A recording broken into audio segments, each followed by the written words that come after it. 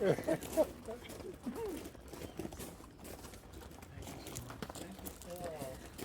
for coming. I've seen so many faces already that I haven't seen for years. I actually got to see a few faces that I never saw. I just knew your names, but now I finally had the opportunity to see the face behind the name. My wife would be thrilled that you're all here. I had a bunch of notes to do a speech, but I was driving up here this morning and I was thinking about the hundreds, literally hundreds of times my wife made that drive to come up here to be at camp. Over the 40 years that we lived together in Pennsylvania, and she kept coming to Camp Furnace Hills. This would mean so much to her that this has happened today. The one thing I need to use these notes for is a few names that otherwise I would probably miss some. And I know I'm still going to miss some names as we go through here, but if I named them all, you'd all be storming me because we'd be here for about 4 hours. But probably the 90s and early 2000s, when this place was really, really busy. Carol was up here all the time. She started at Camp Furnace Hills as a troop leader, coming here with my daughters and other young girls, some maybe about that size.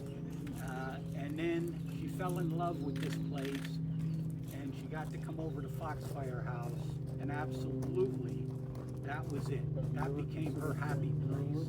And her happiest place was that barn that used to sit there that looked exactly like the barn that's sitting there right now. When she'd come home from all of these visits up here, I got to learn names of people, except their names were Gus and Patch and Timber and Willow, although I found out that was her real name. And it was a while later that I started really getting to meet the real people behind those names. And they're really the people that this is all about. People like Barb John, who is the only lady that for as long as I've known her has been able to tell me what to do and I say, yes, ma'am. And Flora Polis, and Kathy Lazinski, and Mary Noel Stenberg, and pray that we don't have a sing-along going on today because she knows more songs than Guy Lombardo. Willow White, Faith Irwin, who I'm going to talk about a little bit later to you, Connie Yoder, Debbie Shue, so many other people that have been part of this camp and part of this camp for so many years. The funny thing that I started learning about this long before I ever saw the place. And I learned about 10-plate stoves and squirrel tail ovens and spring houses, which thanks to Kathy Lazinski I got to clean out one time. And bird baths, which I learned have absolutely nothing to do with birds. And a 4-square garden. And what this small piece of acreage in what was once a very huge camp has provided is a window to our history, particularly a window to the German-American history of this area of Pennsylvania. And I'm so glad that we've been able to preserve it. By the way, I also learned about Sharon Schmidt and capers, which I wish I hadn't learned what that meant because I got to do some of those things. But really, mostly I got to learn about this barn because Carol, or Alfie, as most of you would know her as, this was her favorite happy place, was being in this barn. Barb John told me one time that Carol would open up that hay door up there and just sit up there and look out across these fields at all the beautiful trees that are starting to come back, which is a gift that they're coming back. And my own daughter, Erin, said when Mom came, she'd go up there, she'd open up the barn, the hay door, and open up some of the windows so we'd get air going through. The good news is we make air in there now. And it's cool air, and you're all saying, well, then stop talking so we can go inside and get cool air. But when Carol got sick and couldn't drive anymore, I would take her out for drives, and she always wanted to come here, and she always wanted to see this part of the camp. And some of you should know that in 2017 a big storm came through, and a big tree that's not here anymore went right down the middle of that barn and destroyed it. Fortunately, the house didn't sustain much damage, and most of the rest of this area was pretty okay. But for 7 years, she would come up here and see that pile of stone, by the way, same stones that back up there, and just a big pile of rubble. And it broke her heart. And I know it broke a lot of other hearts in this group out here, because everybody that was associated with Foxfire House fought for years to get that barn replaced, put back up, whatever. But there was always something that prevented it from happening.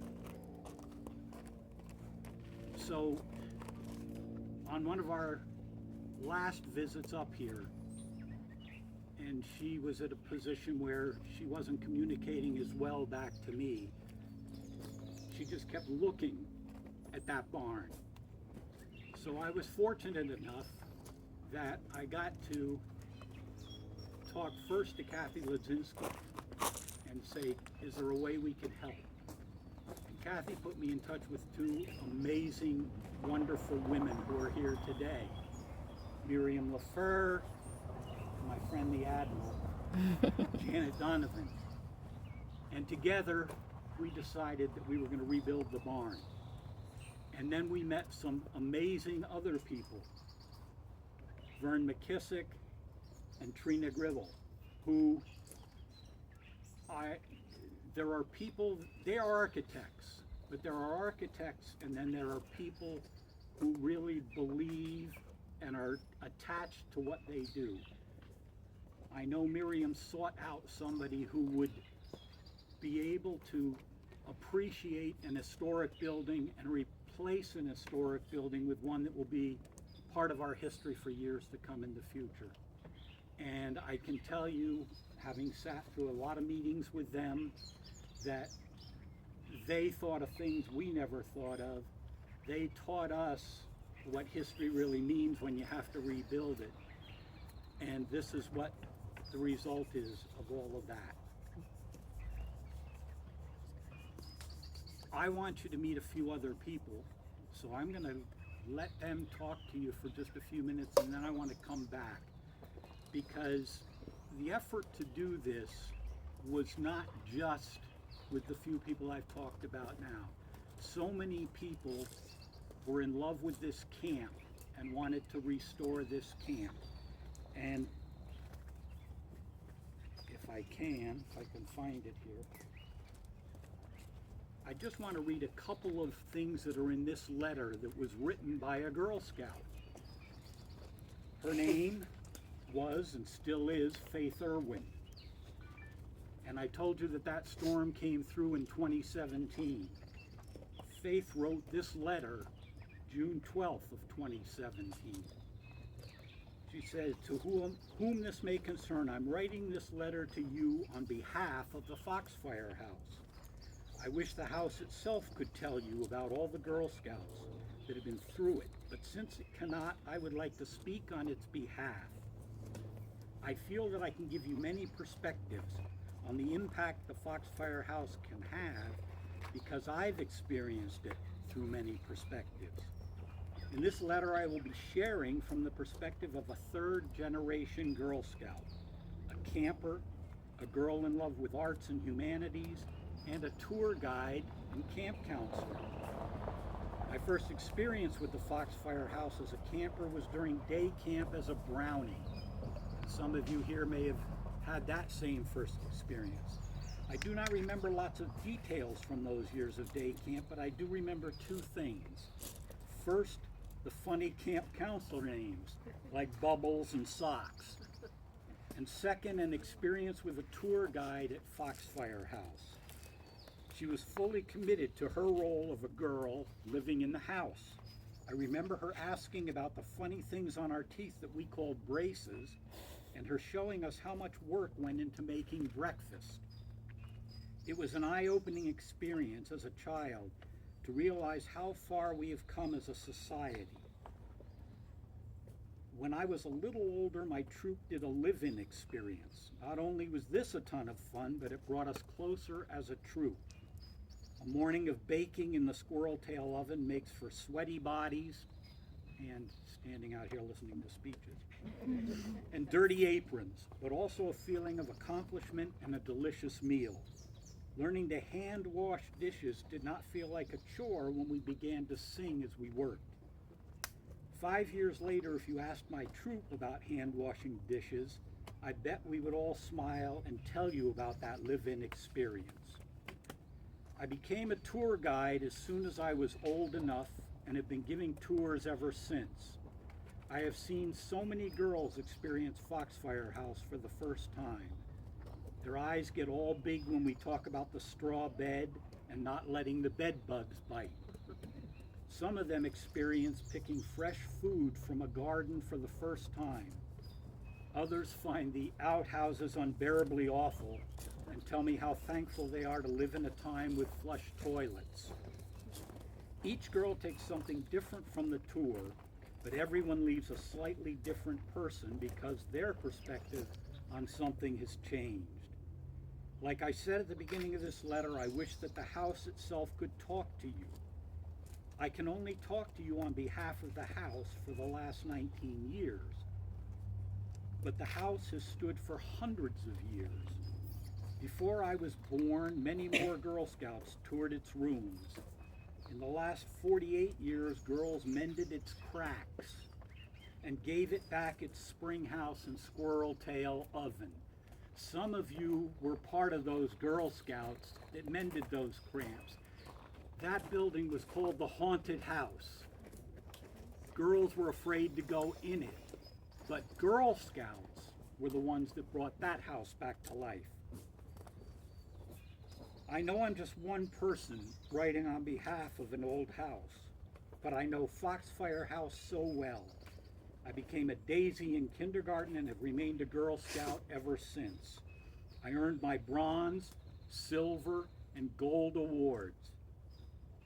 I have done Girl Scout day camps, overnight camps, troop camps, zoo sleepovers, museum days, troop activity days, and many tryouts, badges, and awards. I am a lifetime member, just like a very good friend of mine back there, who's now a lifetime member. I have camped at all of the camps in our council, and I keep coming back to the Foxfire House. I have experienced it all, and the Foxfire House program is something that is unique, that needs to continue. Please do not just look at the damage that needs fixed, but look at how far this program could go. Please take time to experience the Foxfire House yourself. Look through the old photos and watch the video about the restoration process. I do not write this just for me, but for every Girl Scout that has been changed by their time at the Foxfire House, and every girl that is yet to have this experience. On behalf of the house, Faith Irwin. This too is back up because of Girl Scouts. Thank you all for being here.